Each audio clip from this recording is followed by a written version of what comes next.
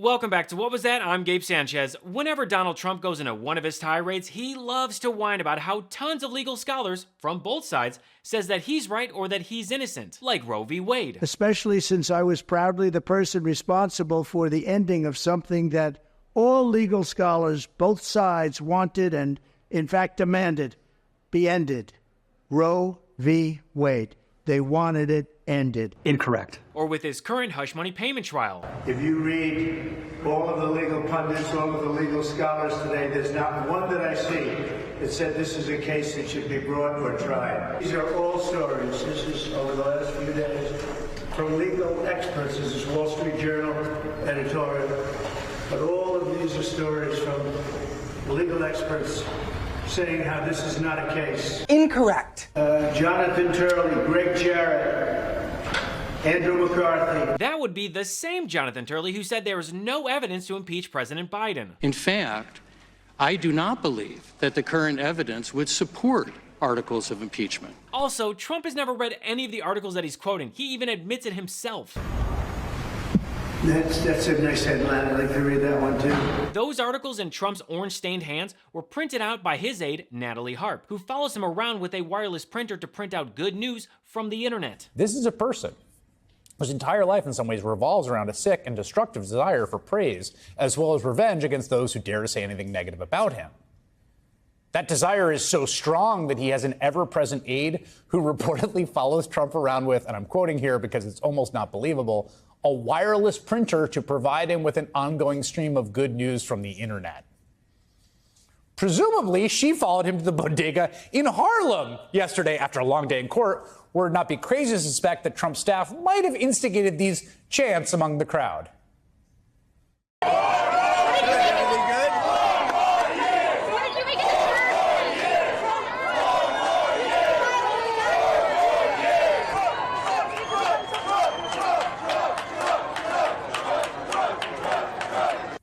Yes, Harlem Bodega is infamous for the spontaneous Trump crowds that break out into 4 more year chants. So if you actually go through the stack of papers that Trump is reading, it's all op-eds from right-wing commentators like Steve Bannon, Charlie Kirk, Ben Shapiro, Mike Davis, and Trump's favorite, Tom Fitton, aka the human embodiment of Thwomp from Mario. Tom Fitton, the president of Judicial Watch, is not a lawyer. I repeat, Tom Fitton is not a lawyer. The only thing to his name is a bachelor's degree in English from George Washington University. Now, why Fitton never became a lawyer or went to law school is unknown, but some might say he failed his LSAT more times than Lauren Boebert failed her GED. And like the fake lawyer that he is, Tom Fitton gave Trump advice via interviews on right-wing shows. I would take the position, I ain't no lawyer, but we've been fighting federal records cases for 30 years at Judicial Watch, that these are personal records. He took them with him as president, as his prerogative is. They're not classified. They're not presidential records. It's all a scam. I think the raid was a fraud, an abuse, and a sham. There was no good faith basis to target Trump here with this outrageous raid. And all those records he has are his records. And they should stop pretending that just because they think they're presidential records and they think it's classified, you know, that's the final answer, and it ain't. It's whether or not a president or vice president has the right to take records with him when they leave the White House. And prior to the National Archives and the Biden Justice Department deciding to change precedent, their prior position, and ignore the law and harass Trump, that was what presidents could do. Trump has been listening to Fitton for some time now. Because he was ignoring his highly qualified White House lawyers, Pat Philbin, Pat Cipollone, and Eric Hirschman. Instead, he was reportedly taking the advice of this guy. We want to know about the deep state effort to overthrow the president of the United States. You know, in many ways, it's remarkable. The president is a crime victim. He was targeted illegally by the Obama administration. If he doesn't want to fire Mueller directly, maybe just pardon everyone. Everyone caught up in it, either directly or indirectly, who's the subject, the target, you name it, just pardon it all. So that's a guy named Tom Fitton. He's like a second, third tier conservative activist, head of the right-wing group Judicial Watch. They've been around for forever. Somewhat ludicrous figure, honestly. I'd put him in the, like, Ginny Thomas category of the American right. Imagine a more senior James O'Keefe on steroids. As Politico puts it, Fitton has made a career of suing the federal government over suspected bureaucratic corruption, irritating every president since Bill Clinton. That's true.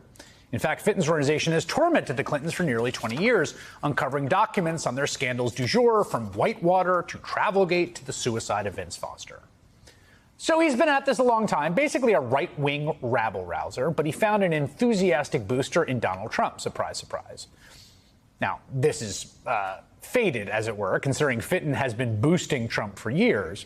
He actually takes credit for being one of the first public figures to criticize the Mueller investigation as corrupt and unconstitutional. If you did a search for Tom Fitton, you would probably find him doing cosplay bodybuilder poses like this, and like this, and like this, and even like this. It's weird and really creepy. Who knows, maybe Tom Fitton is hoping that one of Elon's ass and bio Twitter bots will date him. Fitton can also be found posting videos online where he's trying to flex for the camera while pretending to be a lawyer. What is with that emo starting position?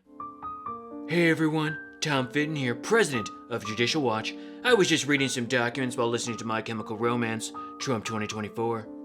It almost looks like he's trying to do an impression of Robert De Niro. Man, the more I look at Fitton, the more I realize he's a poster child of why you should not take steroids. And I don't know what lifestyle Fitton lives, but it does not seem healthy. Speaking of which, if you want to live a healthy lifestyle, then you gotta check out today's sponsor, Field of Greens. Field of Greens is the healthiest thing I do every day, and I want you on this journey with me. It's literally 1 scoop a day. It tastes great, and I personally like the strawberry lemonade flavor, and it's completely improved my life. This is nutrition the way nature intended. Field of Greens personally gives me way more energy to get through my day. I've also noticed that my skin and my hair are way healthier too. It's helped with my digestion, and I just feel better and healthier overall. Each organic fruit and vegetable was medically chosen to support heart and vital organ health. I trust Field of Greens to keep me healthy. I promise you're gonna love this product, but if for any reason you don't, they'll give you a 100% money-back guarantee. I got you 15% off your first order, plus free rush shipping. Visit fieldofgreens.com and use promo code GABE. That's promo code GABE at fieldofgreens.com. fieldofgreens.com. But most recently, Fitton responded, or should I say posed, for one of Trump's rants. As you know, my son is graduating from high school, and it looks like the judge will not let me go to the graduation of my son, who's worked very, very hard. He's a great student. I'm very proud of the fact that he did so well. And I was looking forward for years to have graduation with his mother and father there. And it looks like the judge isn't going to allow me to escape this scam. It's a scam trial.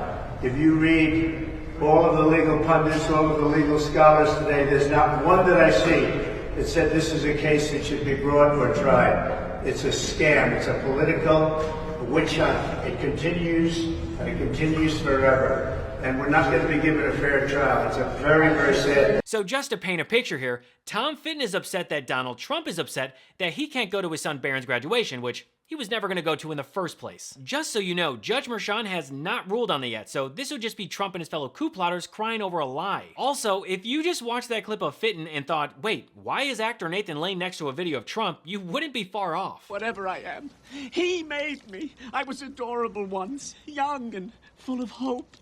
And now, look at me. I'm this short, fat, insecure, middle-aged thing. Tom Fitton looks like he's doing an impression of Steve Buscemi, doing an impression of a teenager. How do you do, fellow kids? Now, some of you might remember Fitton from the Jan 6 hearings where one of his emails got exposed. As you can see, the draft statement, which was sent on October 31st, declares, "We had an election today, and I won." And the Fitton memo specifically indicates a plan that only the votes counted by the election day deadline, and there is no election day deadline, would matter. Everyone knew that ballot counting would lawfully continue past election day. Claiming that the counting on election night must stop before millions of votes were counted was, as we now know, a key part of President Trump's premeditated plan. On election day, just after 5 p.m., Mr. Fitton indicated he'd spoken with the president about the statement. Sending along again, just talked to him about the draft below.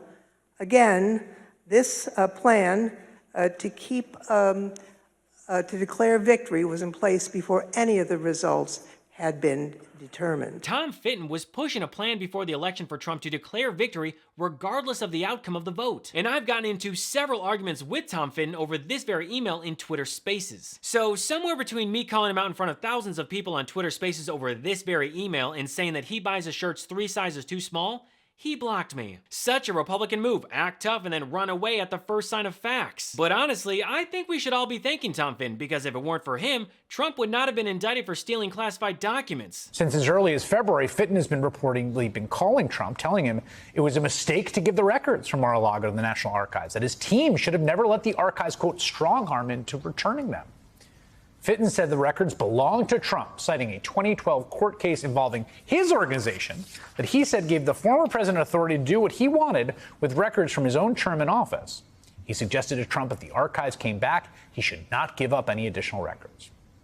Trump, quote, began obsessing over Fitton's arguments, complaining to aides about the 15 boxes that were handed over, and even asked Fitton at one point to brief his attorneys. I'm sure they loved that one. As one person close to the ex-president put it, quote, the moment Tom got in the boss's ear, it was downhill from there. You know, it's like the Overstock guy or the pillow guy. So Tom Fitton, professional right-wing scandalmonger, appears to have facilitated the kind of black and white commission of an easily provable crime that Donald Trump on his own and so far managed to avoid. It's really an amazing feat. Of all people, Tom Fitton, who ended up putting Donald Trump in arguably the most acute legal power he has ever been in. Bravo! So just so we're clear, that's 15 months of obstruction to return the classified documents, and Fitton is the one who led Trump to do it. Oh, and by the way, no one should be surprised that Fitton is pro-Putin. This is how Tom Fitton responded to a video that Thomas Moscow Massey posted after the House passed a bill with aid for Ukraine. Disgusting. No, what's really disgusting is how that treasonous piece of shit Tom Fitton is still allowed to buy shirts on the Baby Gap without being arrested.